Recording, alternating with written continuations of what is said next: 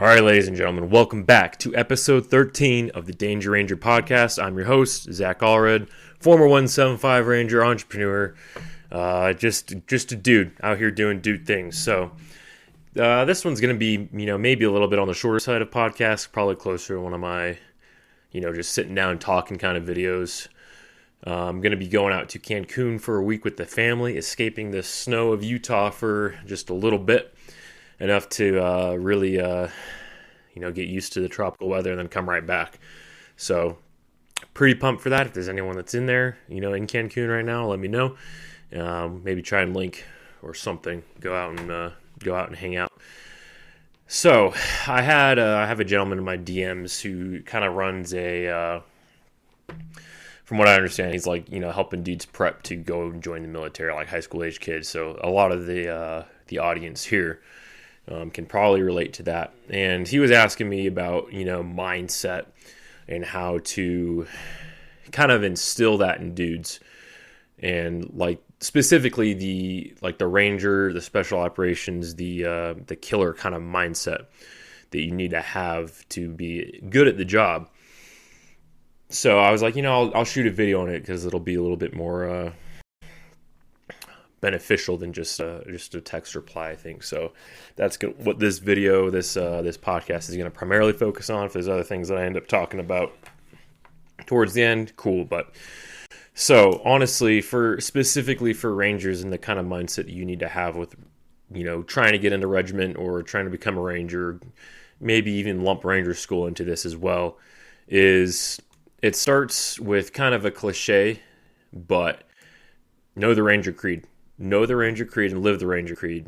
If you don't know the Ranger Creed, Google it, learn it, and memorize it. I memorized the Ranger Creed when I was probably 14, 15. I knew it before I showed up to even basic training, but before they even teach you the gay-ass Infantryman's Creed, which the Ranger Creed is one of the original creeds out there, and a lot of the other ones kind of borrow bits and pieces from it. I think the Ranger Creed actually borrowed a little bit from the Boy Scout or the Boy Scout Oath, which is kind of interesting. But this isn't a Ranger history class. But I knew that going into even basic, and I think there was at least a couple times where drill sergeants would, because they knew I had an option 40, and they had quizzed me on the Ranger Creed, and crushed it every time. So knowing that, and then keeping that in mind and reciting it to yourself. As cheesy as it sounds when stuff gets hard, it does help. You can kind of put yourself into a trance on road marches. You're singing songs in your head or, repeating the Ranger Creed to yourself over and over and over. So that's square one basic mindset stuff is, learn the Ranger Creed, say it to yourself until you've got it memorized, and do your best to live by it and to judge every action you take off of if it lives up to the standards outlined in the creed or not. And it's hard. You're not going to be able to do it all the time. As long as most of your choices and your actions are in line with it, you'll be good. Because it is, Rangers get in trouble all the time for dumb stuff and maybe not live up to the creed as well as they should. However, the majority of your actions, if you are, keeping that as a guiding star, are going to be, positive and help you keep on the path. So the mindset that really sets Rangers apart from everyone else is, one, is the professionalism, and two, the killer mindset. And when I say killer mindset, it's just going, just go, kill. What's the next thing? We just hit this target compound, immediately on to the next. What's the next task? Regardless of how difficult it was, it's being able to have short-term amnesia in regards to how difficult something was, and just not let that affect you mentally, so that you can go on and do, the next task at a high level. It's being able to get stuff done regardless of the circumstances. Oh, it's snowing outside, and you have to, do a 12-miler with, a litter and, carrying a bunch of ammo and a 100-pound pack. All right, cool. It doesn't matter. You're going to get it done. It sucks. But you just have to be able to push through and ignore your lower self, your the little voice in the back of your head that's complaining. It's being able to put that motherfucker in a ball and gag. Don't want to get kinky here with it, but it's being able to shut him up to bring out that higher self and the self that is going to be able to handle these difficult, these difficult challenges. So I hope that maybe kind of sheds some light into the kind of mindset. Like I said, it's a killer mindset. It's like, we're going to go and we're going to steamroll through this wall, or we're going to go steamroll through this objective and we're going to kill everyone. And no one's going to slow us down. It's just having that unstoppable kind of mentality. And it trickles down to the individual as well, because like when you're in RASP and you're going through coal range and you're going through the first phase of RASP, like it's designed to make you quit. It's not the hardest thing in the world, but it's still going to try and see if you're going to listen to that little bitch voice inside of your head versus your higher, more demanding, autocratic voice that knows what's best for you. And that if you give in to that, you're going to get what you want at the end of the day, which is, your Ranger tab or your tan beret and your Ranger scroll.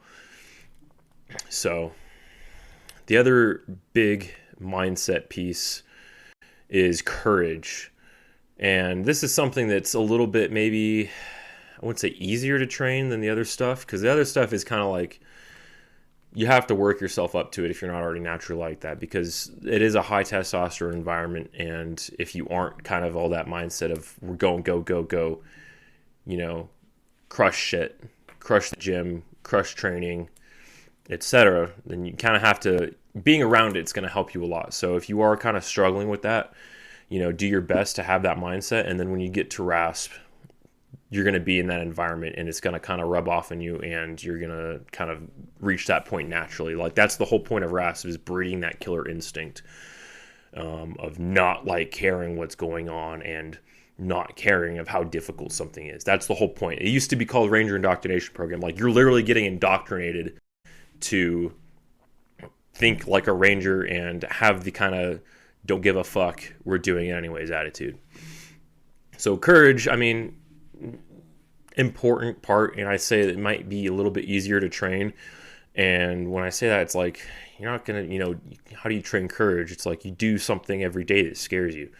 You do something like, if you're in high school, approaching a girl, like, just stupid little shit, signing up for the fucking wrestling team, like doing, stuff that you don't want to do, but you're going to, or you might be afraid to do, and being able to, again, silence that little voice in the back of your head and do it anyways. It is something that you can kind of, use the principles of overload, progressive overload on. Like you do, one small thing that scares you a day, and then the next day you do something that scares you a little bit more. And soon enough, like you're going to be doing the stuff that really scares you, and it's going to be no problem. So you can kind of train, and it does kind of, outside of like legitimate, like, phobias or fright or, fears, like maybe fear of heights or, fear of swimming or whatever, which you can still train and overcome. But, like approaching girls and like jumping out of a plane are almost two different things, depending on who you're talking to. For some people, it's the same thing. It's like whatever.